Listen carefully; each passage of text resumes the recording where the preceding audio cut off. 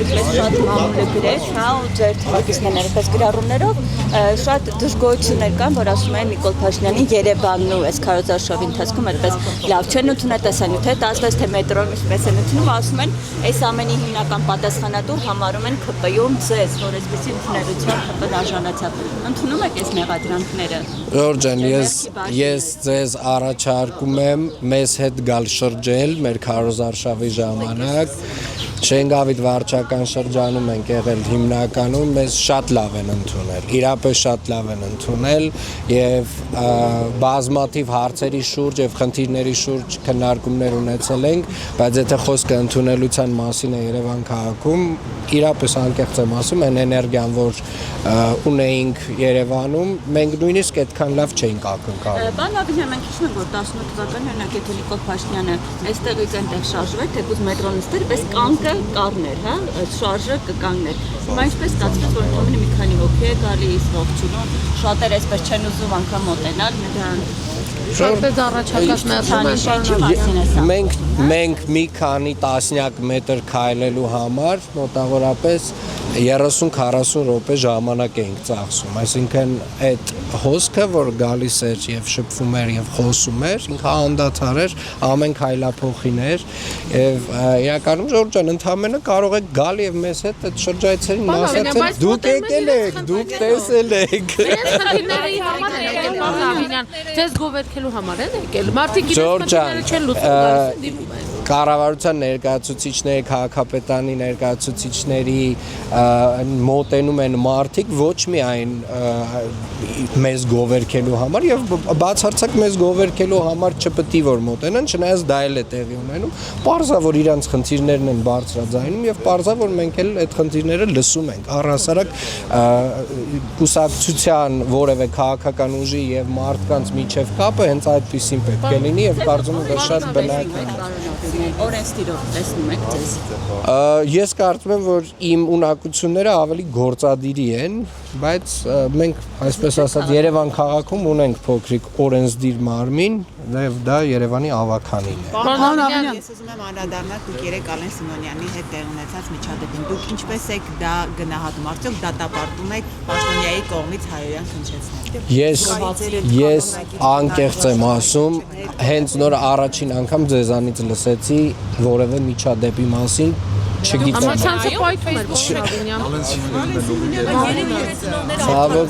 Ցավոք սրտի անկեղծ եմ ասում, կատակ չեմ անում, այո, ես այդքան շատ Facebook-ում չեմ լինում, այսօր անպայմանորեն կծանոթանամ, որպեսզի կարողանամ կարծիք ձեռնարկել։ Ժորժան, եկեք ես կնայեմ, նոր կկարողանամ։ Պարոն Աբիջյան, Գիտեք, ես մի բան կարող եմ ասել,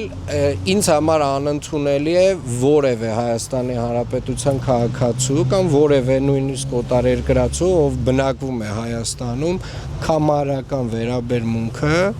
մեր պետական խորհրդանիշներին, մեր քարտեզին ու առհասարակ գիտեք Հայաստանի Հանրապետությանը նույնիսկ Հայաստանի Հանրապետություն բառակապակցությանը կամարական վերաբերմունքը անընդունելի է եւ դատապարտելի է, այո, ճիշտ է դրանք դարձնել նախընտրական ատրիբուտ, որովհետեւ դրանք մեր հպարտության հիմքն են Հայաստանի Հանրապետությունը իր բոլոր ատրիբուտներով, հիմնով, դրոշով եւ մնացյալ իր ատրիբուտներով մեր հպարտության հիմքն են եւ մեր պետականության, այո, եւ մեր հենց էտա, որ դրանք մեր պետականության սիմվոլներն են եւ մեր պետականության սիմվոլներին կամարական վերաբերմունքը անընդունելի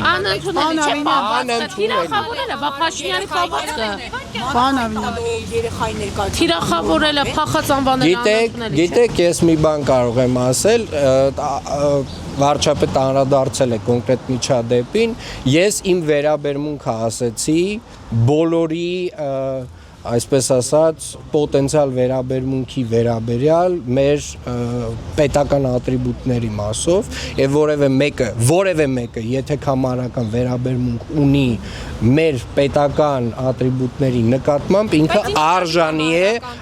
արժանի է ամենամեծ քննադատության։ Պարոն Ավինյան, Փաշինյանի փոխարեն Ոչ, Ջորջան, հետեւյալը, ուրեմն Հայաստանի Հանրապետության վերաբերյալ երբ որ մարդը խոսում է, ինքը պետք է խոսի հարգանքով։ Երբ որ խոսում է մեր քարտեզի մասին, երբ որ խոսում է մեր հիմնի մասին, մեր դրոշի մասին, ինքը պետք է խոսի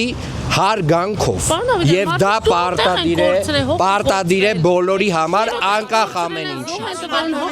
Անկախ ամեն ինչից պարտադիր է բոլորի համար, բոլորիս համար։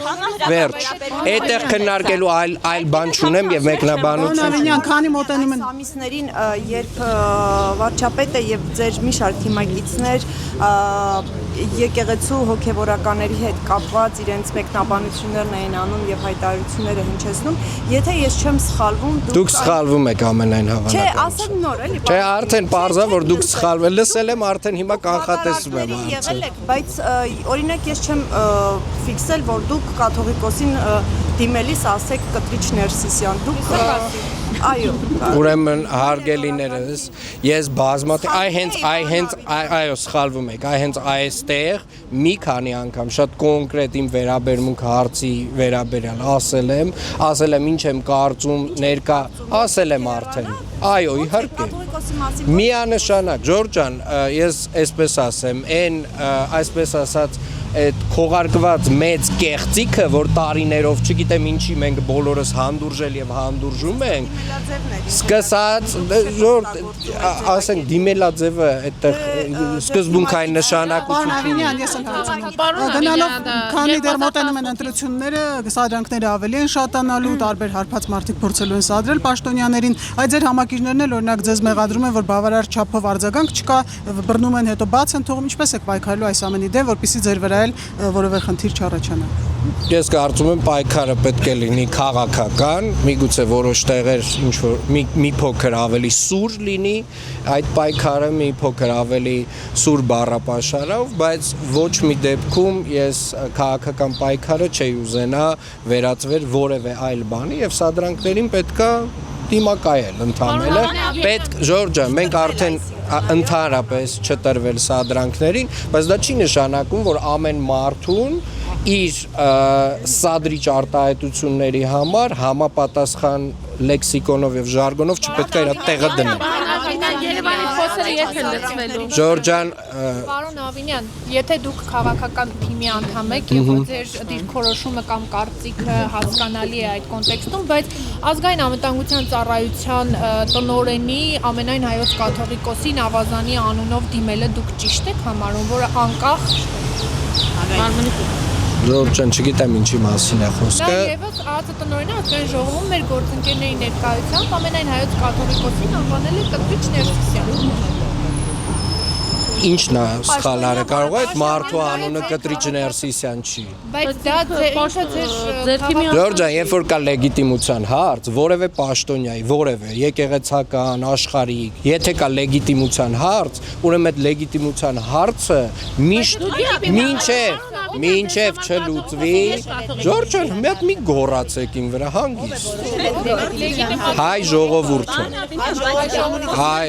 տարիներով կեղծիքների մասին։ Խոսում եք տարիներով կեղծիքների մասին, բայց հենց դուք երբ որ 18 թվականի Նիկոլ Փաշինյանը եկավ իշխանության,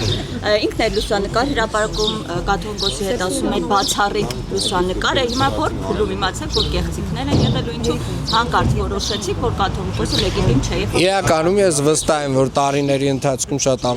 տեղեկատվություն ստացավ եւ վարչապետը եւ մեր թիմակիցները, բոլոր այն process-ների վերաբերյալ, որոնք որ տեղի են ունեցել մի քանի տասնամյակ առաջ, բայց ինչ վերաբերում է 2018 թվականից սկսած, դուք շատ լավ կհիշեք, որ կար ժողովրդական մի շարժում հենց էլի Կտրիչ Ներսիսյանի դեմ։ Եվ իրականում այդ ժամանակ այո, Նիկոլ Փաշինյանի պաշտպանության շնորհիվ Կտրիչ Ներսիսյանը պաշտպանեց իր դիրքը։ Հավանիչ տեսանյութը եւ բաժանորդագրվիչ նորությունները բաց չթողնելու համար